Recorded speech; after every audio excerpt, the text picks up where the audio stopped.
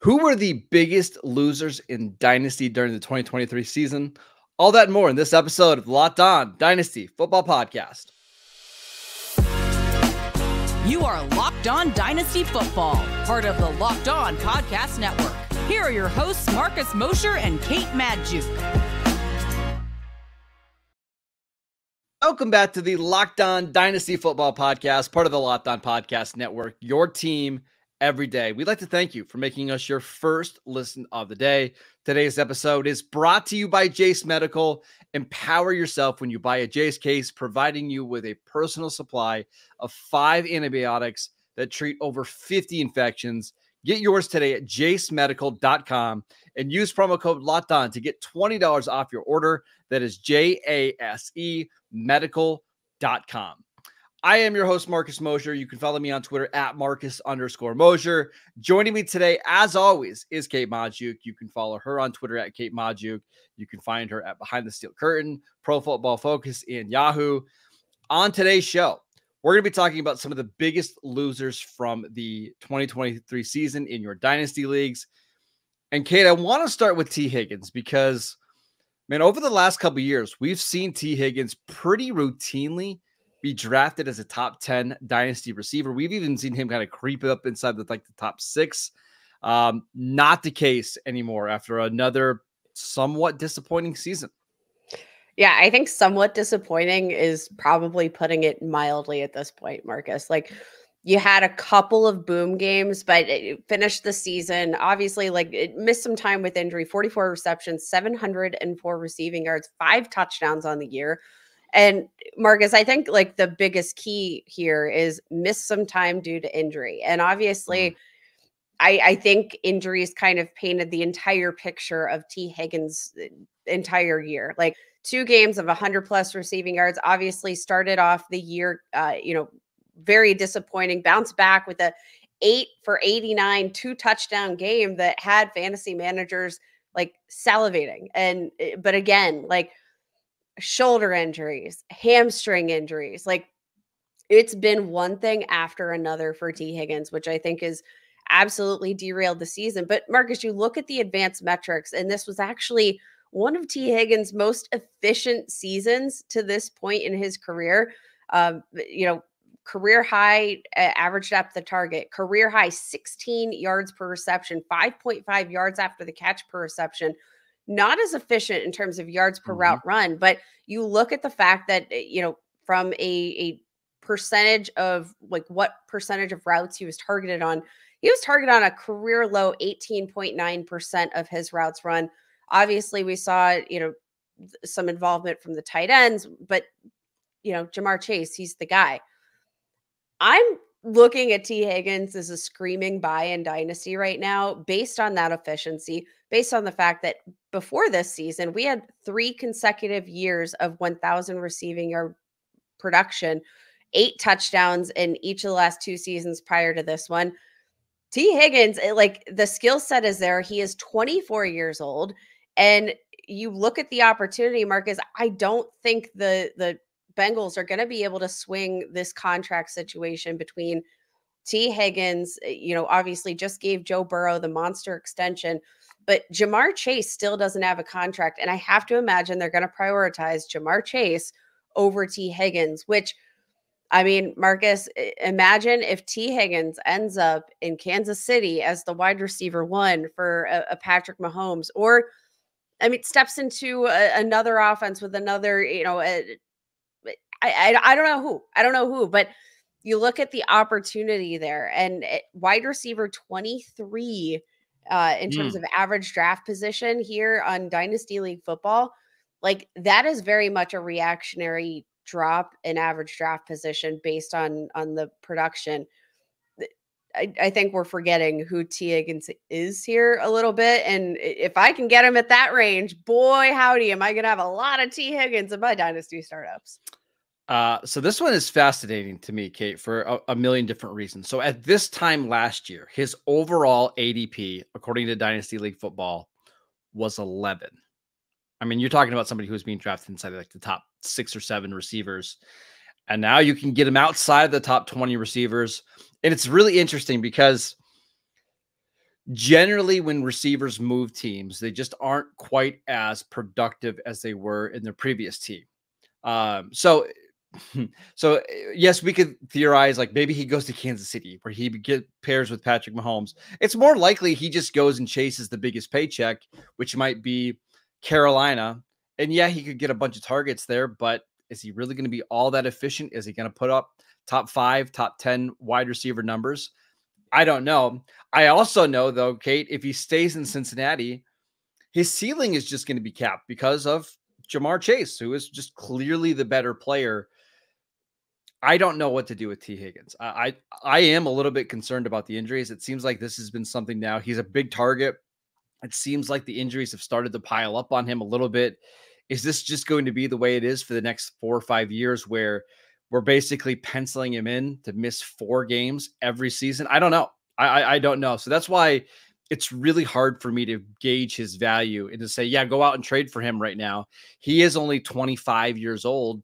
But I think I'm in a wait and see approach to see where he lands before I make any big moves.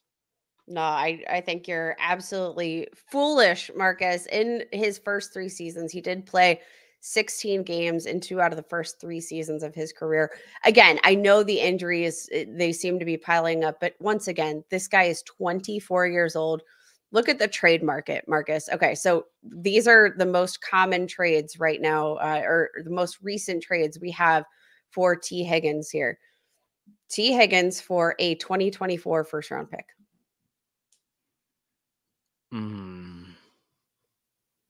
I think I take the first. I take the first round pick.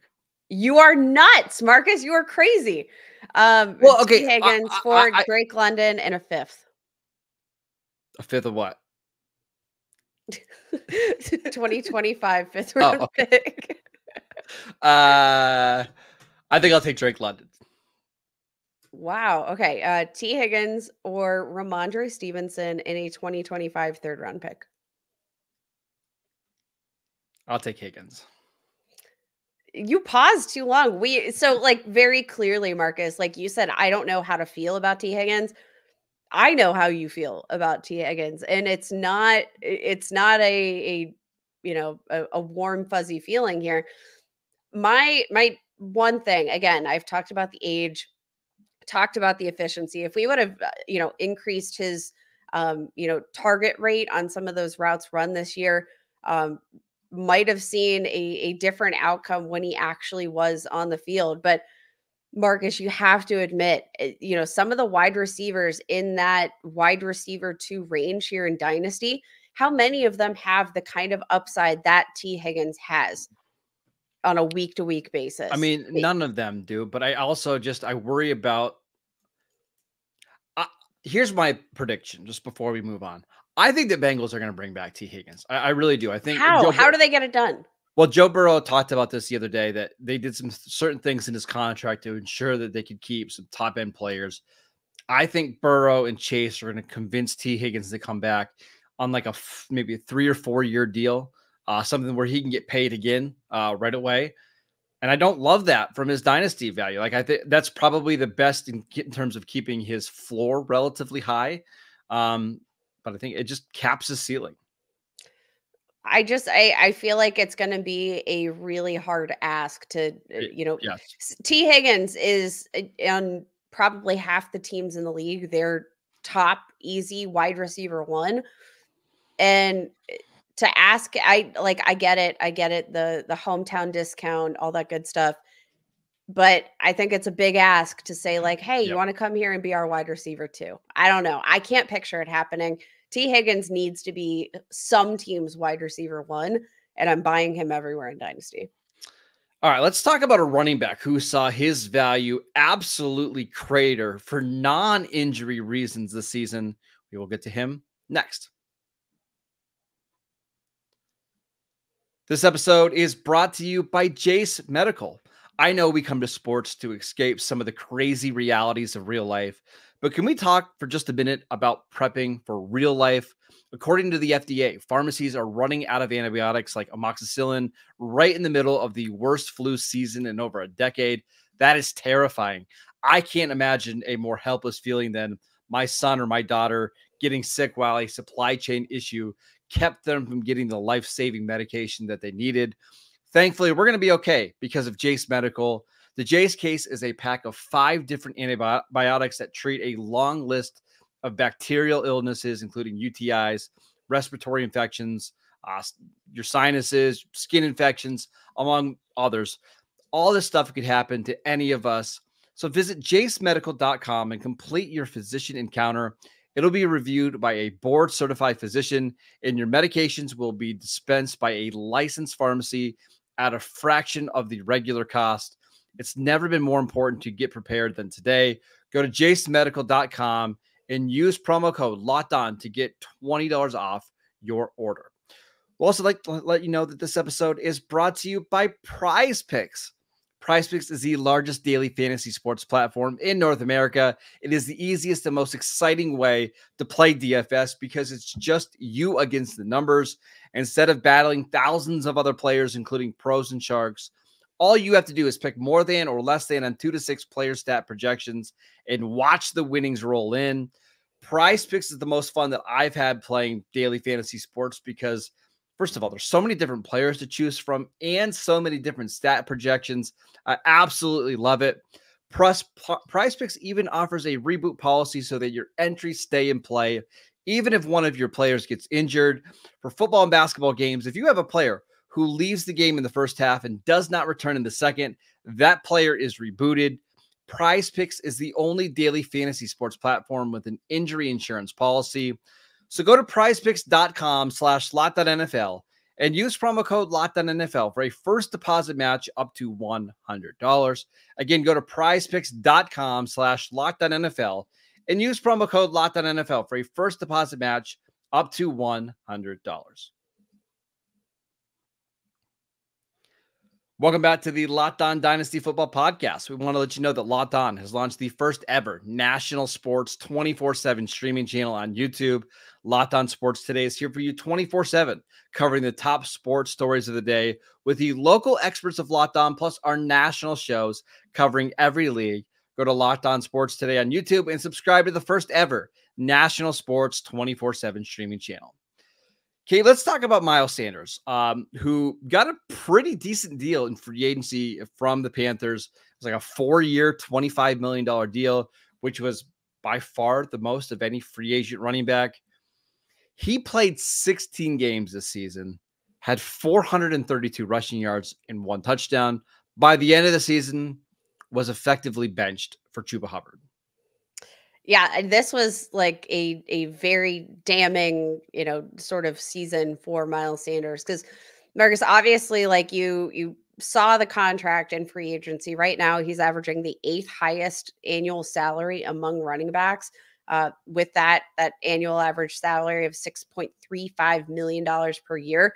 Again, doesn't seem like a lot, but you look at the market and it's a declining market for running backs, and he's near the top of that. And not just that, Marcus, you look at the way his contract was structured. So this is a guy that got $11 million guaranteed at signing, got a signing bonus, plus paid out his 2023 and 2024 salaries guaranteed at signing. So like they knew that they were paying this man for at least 2 seasons here. And right out of the gate, I mean, you mentioned like a lack of injury here.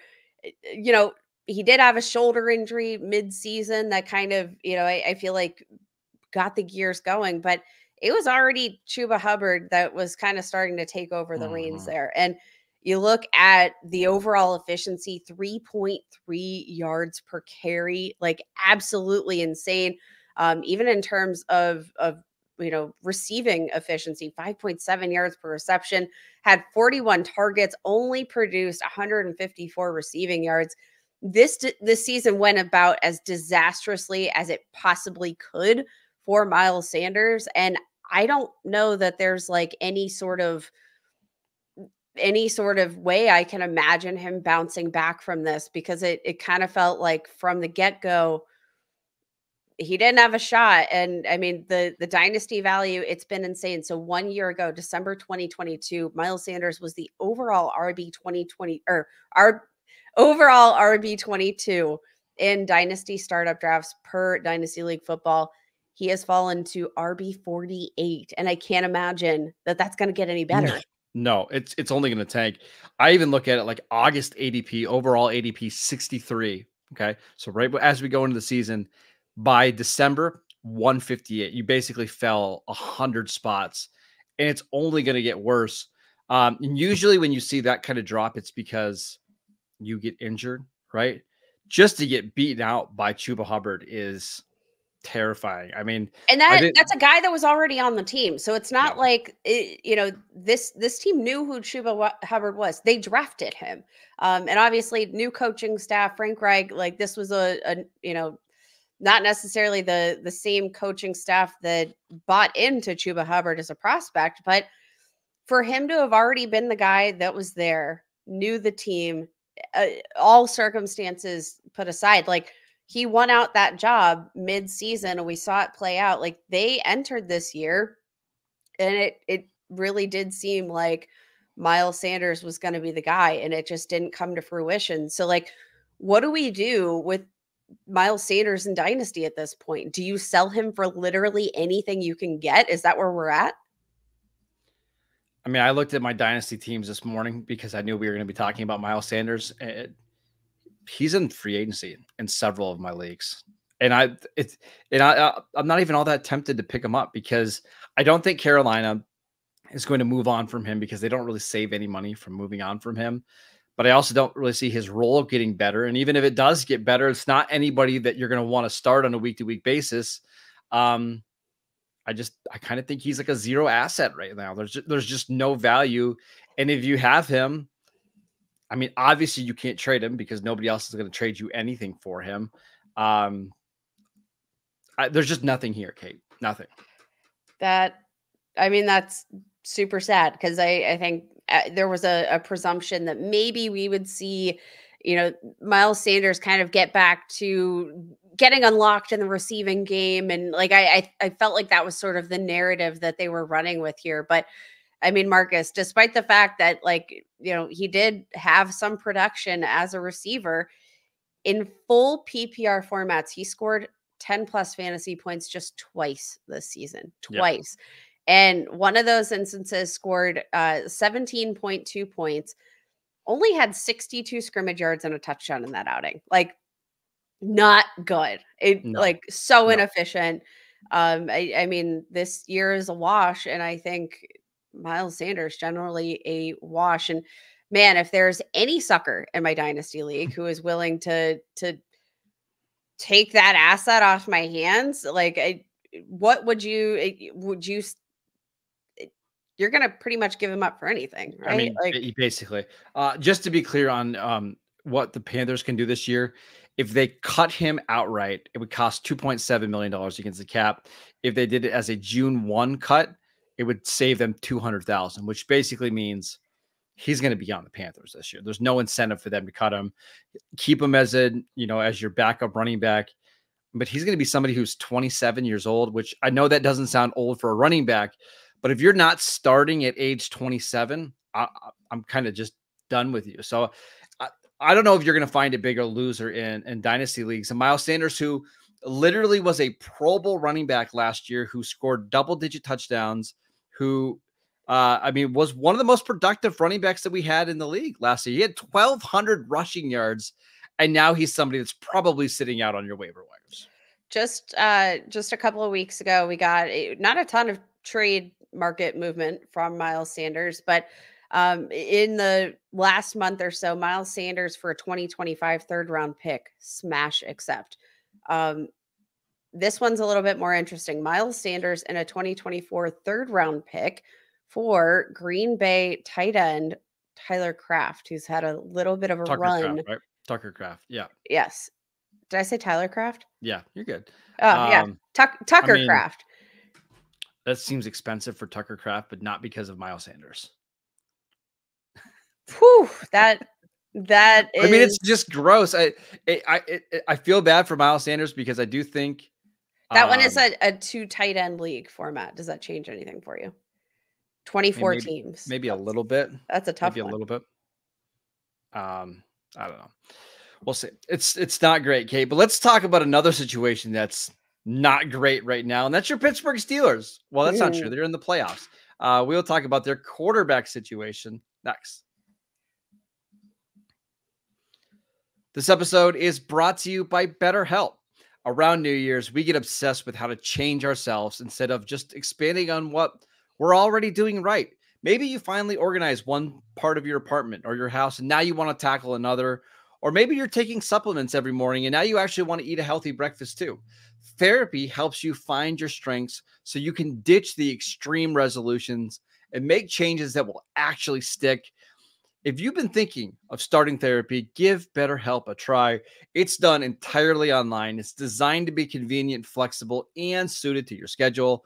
Just fill out a brief questionnaire to get matched with a licensed therapist, and you can switch therapists at any time for any reason at no additional charge. Celebrate the progress that you've already made. Visit BetterHelp.com/lockedon today to get 10% off your first month. That is BetterHelp, HELP.com/lockedon. Welcome back to the Locked On Dynasty Football Podcast. On tomorrow's show, we're going to be answering your Twitter questions. So make sure that you send them into us at Marcus_Mosher, at Kate Majuk. But Kate, before we head out, I want to talk about the rookie quarterback class from 2022. Kenny Pickett, Desmond Ridder, Malik Howell, Bailey Zappi, Matt. Oh, who else am I forgetting? Did I say Matt Corral? Yeah, Matt Corral. Sam Howell, right? I kind of think none of those guys are going to be starting quarterbacks in 2024. But Pickett is the most interesting one to me because we saw his hype kind of get to out of control levels after preseason, which is a great example of why never to put any stock into preseason. And now he's a healthy bench player for the Pittsburgh Steelers. Yeah, that's kind of the kicker here, Marcus. It's been a bunch of ups and downs, but mostly downs for Kenny Pickett. And you look at the passing touchdown production, you look at the opportunity that he's had, it hasn't been there. And Marcus, you know what that directly correlates to? Fantasy production. We are not getting any fantasy production out of Kenny Pickett. And I mean, I don't know how many other ways to cut it. He's thrown 13 career passing touchdowns, Marcus. 4,600 passing yards, or just over 4,600 passing yards over the past 2 seasons. Like that's a season for Patrick Mahomes. Like that is one season, and we got it in 2. And obviously it hasn't been an easy ride with Kenny Pickett from an offensive coordinator standpoint. From, the firing of Matt Canada, obviously they're going to bring in a new offensive coordinator. I do think that this team is going to continue to give him a shot, and they're going to give him time to adjust to this new offensive coordinator. Like there's no way that I presume they're actually going to make a move to re-sign Rudolph to actually lead this team. But I mean, there's also not been much, shown from Kenny Pickett that tells you he's the guy. 60.8% pass completion rate, 6.1 yards per attempt. Like my biggest question is, even in a super flex league, is there any trade value at all for Kenny Pickett? Because I'm not sure. Like I've always firmly been outside of the camp that I'm not touching Kenny Pickett with a 10-foot pole. And so Kate, am I blinded by hatred? Maybe a little bit. So his ADP in September was 168. Still not great. His ADP going into the month of December was 229. Since December, he's gotten injured and has been effectively benched. So that's his value is only going down. I want to read you some of the names of the players that are being being drafted next to Kenny Pickett in your dynasty leagues. Okay, Evan Hall, Deneric Prince, Cavante Turpin, Harrison Bryant. Those were guys that were being drafted before he got benched. Yikes. I mean, yeah, I like Marcus. There is nothing about Kenny Pickett. And again, this is somebody with a terrible towel waving right behind her. There's nothing that I've seen from Kenny Pickett in terms of production. Like the one thing that, Steelers fans will hold on to is like the clutch gene. The clutch gene doesn't score me fantasy points, Marcus. Like, this is a guy that has thrown 2+ passing touchdowns, once in his career? Yes. No. Like, there's absolutely no value. So I think what the move here for dynasty managers is, see if you can pair Kenny Pickett plus something and trade for a question mark, a similar question mark, right? There was a trade just a couple weeks ago of Kenny Pickett for Jordan Love straight up. Oh my gosh. Sorry, that was last month. That was a month ago. But like, imagine if I can turn Kenny Pickett, and I would do Kenny Pickett and a first round pick for Jordan Love. I've talked about Jordan Love. I'm really excited about Jordan Love and the weapons around him, the production we saw in year one in a complicated offense. If I could package Pickett and like a mid to late first round pick for Jordan Love, I'd consider that a massive win. Last thing on Kenny Pickett before we go. Since Thanksgiving of 2022, how many games do you think Kenny Pickett has of at least 250 passing yards? I believe it's one. I mean, that just tells you everything you need to know, right? Averaged throughout his entire career 10.4 fantasy points per game. Yeah.